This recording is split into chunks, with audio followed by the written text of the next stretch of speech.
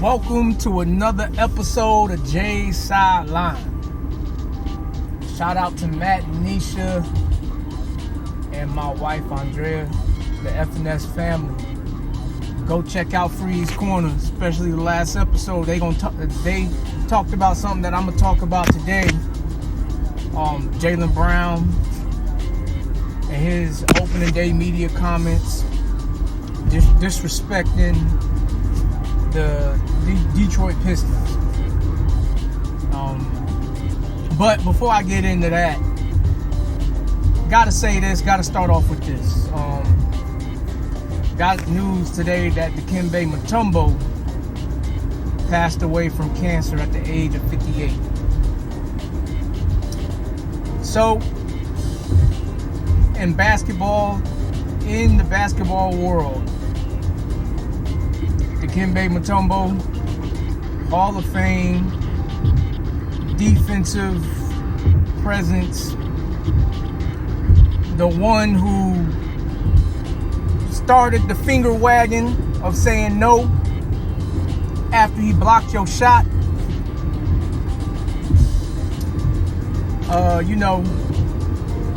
It's unfortunate anytime you hear about anybody dying.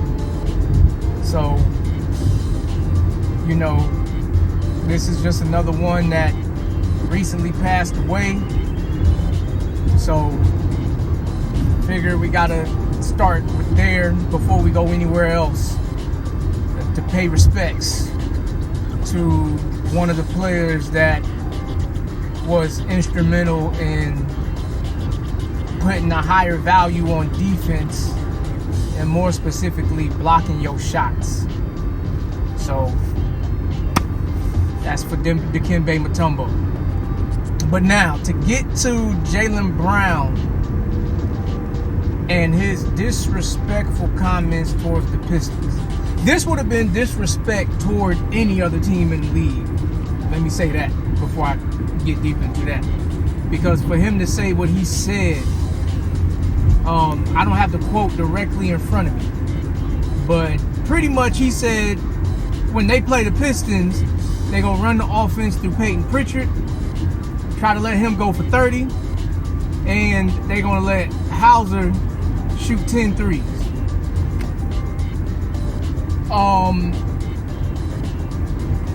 First of all, this is one of the examples that I feel like winning is not always good for everybody, because sometimes it can turn people into worse versions of themselves. I'm not saying that this is what it came to for Jaylen, but that's a cocky statement. That's a very cocky statement, regardless of if it's true or not. You are not supposed to let that come out your mouth, because at the end of the day, you still competing against your peers. And then, you never know, this is the sports world, one injury can change the whole dynamic of any team in this league. And for Jaylen Brown to say this, it's not something that I would expect him to say. Especially being I think he's the president of the Players Union or something like that. That's not something that you expect to come out of the mouth of somebody that's supposed to be representing the players. So that's the first thing, man. The second thing, Jaylen Brown was one of my favorite players in the league. Probably was my second favorite player in the league. After Ja Morant, before Ja Morant started picking up the guns, and then because Ja Morant, with his suspensions and then his injuries, we haven't seen as much of him as we would like to see over the past year or so. Anthony Edwards kind of came in and kind of stole his spotlight. But Jaylen Brown was always there for me personally. Reason why?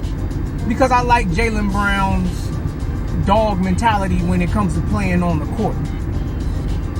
When he was young, back when Kevin Durant was on the Warriors, he was not afraid of guarding Kevin Durant, nor was he afraid of going at Kevin Durant. And so that gained a lot of respect in my eyes for Jaylen Brown as a basketball player.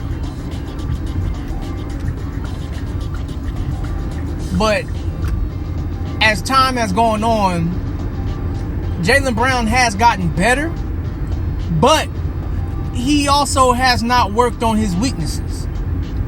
Like, one, his ability to go left.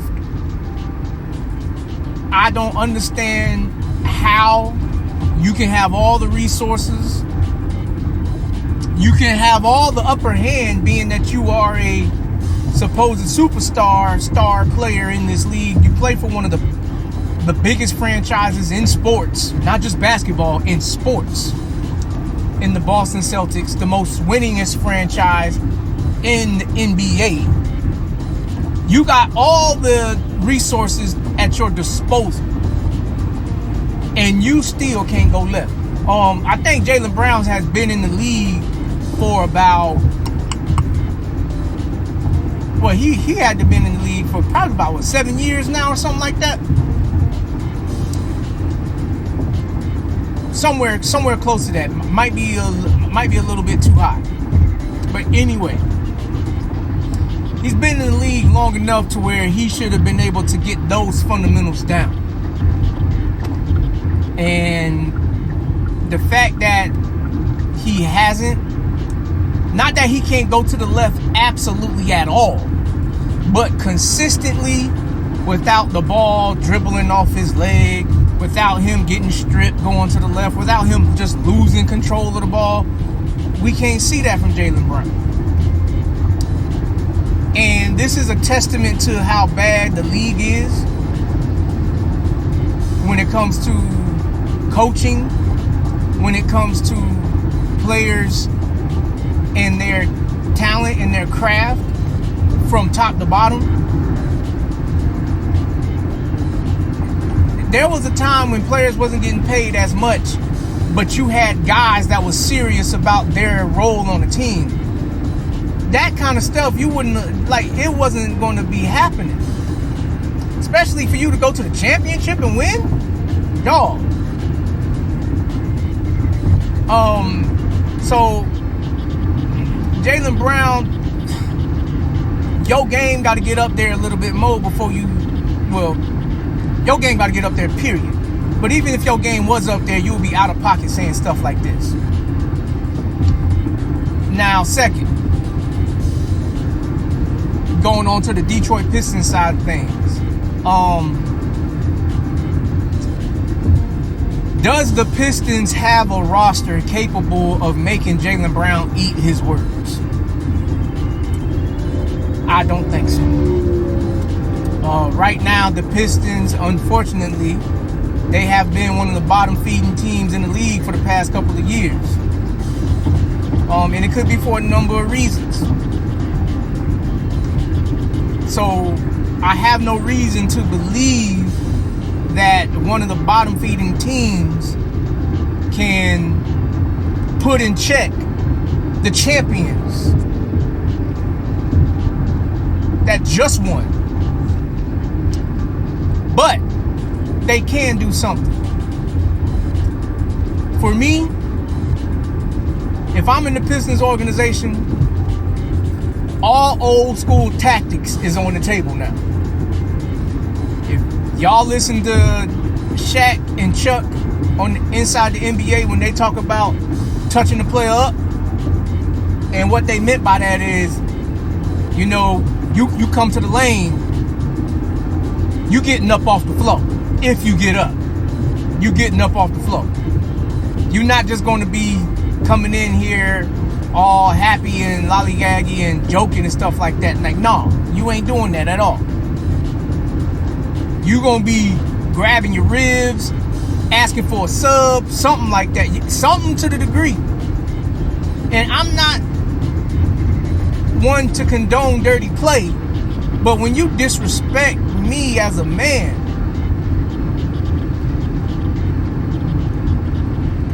you can't call how my response to you is going to be, because you crossed the line first.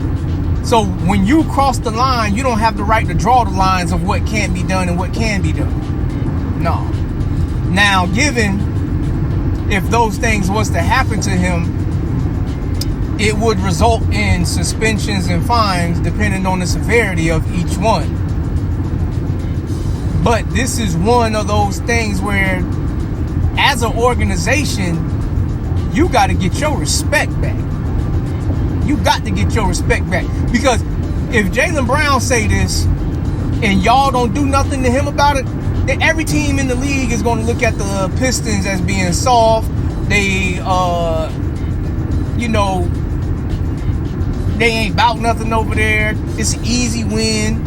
You can hang out late the night before on this game because it's not like we got to work hard to beat them. Those kind of things.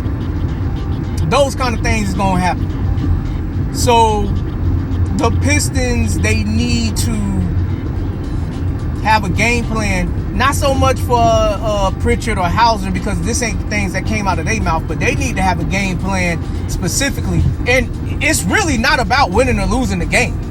It wouldn't be about that for me. It would be about putting Jaylen Brown in check. It would be about that. Like, I would be completely fine if they just left somebody else open just to bulldoze him one time. I'd be all right with that. I'd be all right with that. And the whole world would know the reason why it happened. The whole world would know the reason why it happened. It wouldn't be no secret. It wouldn't be no secret at all. The whole world would know the reason why it happened. And if I'm the coach, when it happens and I see it happen, I ain't flinching. I'm gonna be a straight poker face. And when they put the camera on me or when they try to interview me about it, I'll be like, so? And? What you want me to do? So that's where I would feel as a player. Now, from a talent perspective, we know this is swayed heavily in the Boston Celtics' favor. But it doesn't mean that you can't pop them one time or twice. Who knows? But it's up to those players. So those young guys, Cade Cunningham, Jaden Ivey, Jalen Duren, Asur Thompson. Those guys, they got to play in a manner to where the Celtics are going to have to work to get the win. Not come in and it's easy. They're going to have to work to get the win. That's what they need to do. Now, because they're still young and they underdeveloped right now, there's going to be some moments where they're going to look like a young team as opposed to a vet team that just won a championship. But for the most part, they need to play well enough to keep them on their heels. So when the time comes for Jaylen Brown to try to do something, he's not going to be able to do nothing because you done roughed this dude up. Pretty much. They're going to have to go relying on Jason Tatum. They're going to have to go relying on Derek White, Drew Holiday. I don't know if Al Horford, I don't know what he got left in the tank. Kristaps Porzingis, if he's going to be healthy. They're going to have to resort to them kind of players to try to do something, because it should not be Jaylen Brown going out there and making something happen. No. If Jaylen Brown comes into Detroit, or better yet, not even comes into Detroit, if he's playing against Detroit and he's the lead scorer on the floor and he's in his rhythm and he can do whatever he wants without going left, major issue going on in Detroit. Major issue going on in Detroit. That should not even be a possibility for Jaylen Brown now, for opening his mouth the way he did. And I listened to that episode of Freeze Corner where Matt and Nisha was talking about it. Nisha would sound like she was ready to go in on him, and so it's one of those things, man, where from a professional standpoint, don't let one championship get to your head. You don't let one championship get to your head, because one championship isn't enough to solidify you for you to say stuff like this where you disrespecting your peers. It's not enough. And Matt, he brought out the point of pointing the finger at Cade Cunningham. You know, he looking at Cade, wondering what he got in his chest after this. Because he's supposed to be better than both of them, supposedly because he was the first overall pick. So as far as those comments is concerned, there could be some truth to that, but it would only be truth to that if the quality of the draft classes was the same. Because if Cade Cunningham came into the league and that draft class wasn't all of that, then there's a reason why he was the first overall pick. Because then in that same draft, Jason Tatum will be the number 1 overall pick. All those kind of things. So there is a level of truth to what he said. But I will say this about Cade. A couple years ago, I think it was when the Pistons still had Dwayne Casey as the head coach. Back when Kevin Durant was still on Brooklyn. And when Brooklyn came to Detroit, Cade Cunningham, this was a report that came out. Cade Cunningham went into the Brooklyn Nets locker room, went up to Kevin Durant, and said, "You're going to have a long night tonight." Which is, in that very game, Cade Cunningham balled. I think he dropped 40 that night. They lost, but he dropped 40, I think it was that night. That's the kind of performance that Cade needs to have against Jaylen Brown. He don't need to go into the locker room and do the "you gonna have a long day tonight" stuff. No. He need to have that, like, when it's time to step on the court, you see that eye of the tiger come out. And he, like, razor sharp, locked in focus. Now, does Cade have that in him? I don't know. It's a different era of players. It's a different era of players. Players getting paid too much money.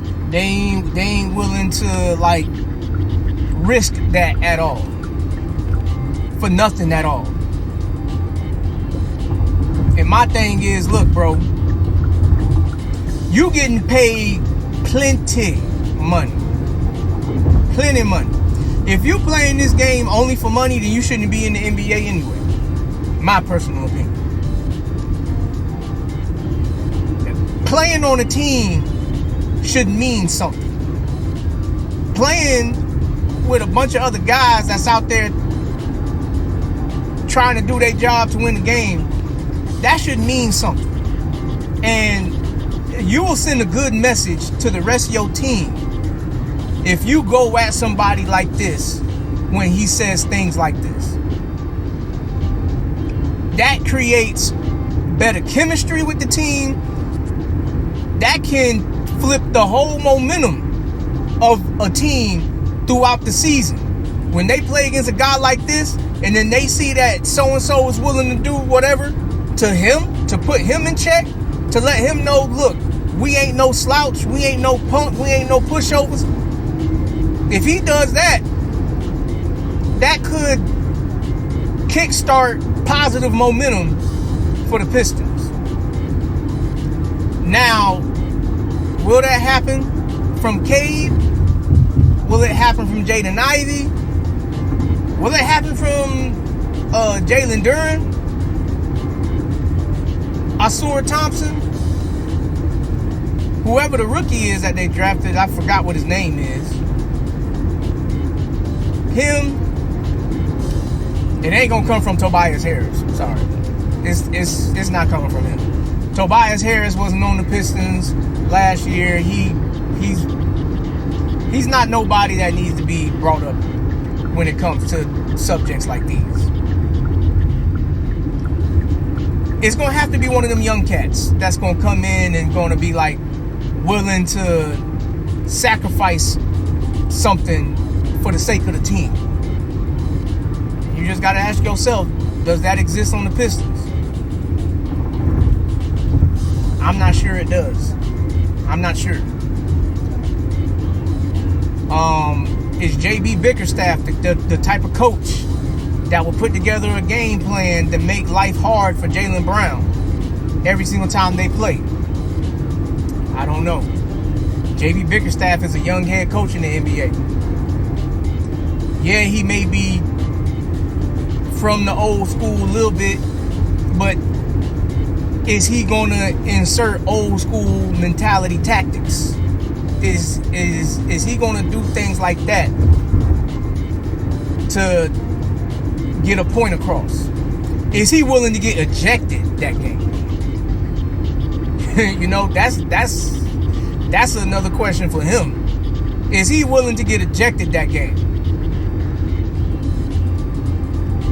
I don't know. I can't say.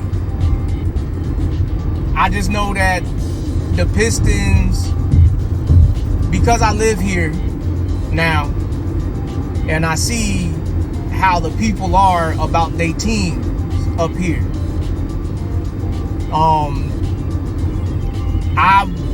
Something's got to happen. Like Jaylen Brown, when they come to Detroit, he has to stay in his hotel. He can't be out seen clubbing. No, he can't. You can't see that after making comments like these.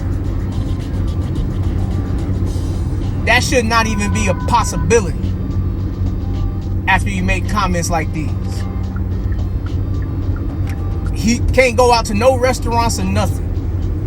No, you can't do nothing like that. He shouldn't be allowed to do anything like that.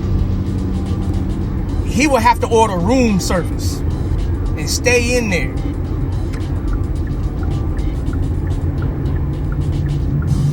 That's the kind of city that Detroit can be for somebody like this when they open their mouth like this.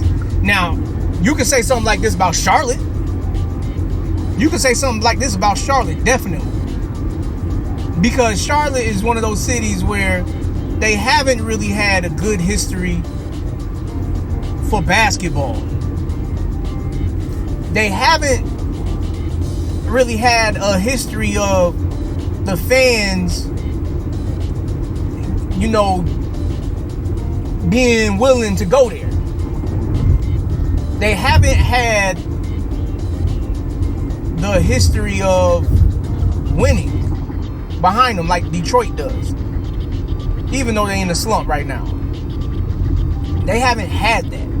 And I visited Charlotte recently. Charlotte is a city made up of people that come from all over the United States and moved there because the jobs was on fire over there and the housing market was very reasonable for a time. It's not that anymore because so many people have moved there. So you got so many people that live in Charlotte that are not from Charlotte, that are not from North Carolina, period. So many people have moved there but Detroit, Michigan, everybody that's here is a native from here for the most part. And they prideful. So you're not going to be able, you can say that about Charlotte.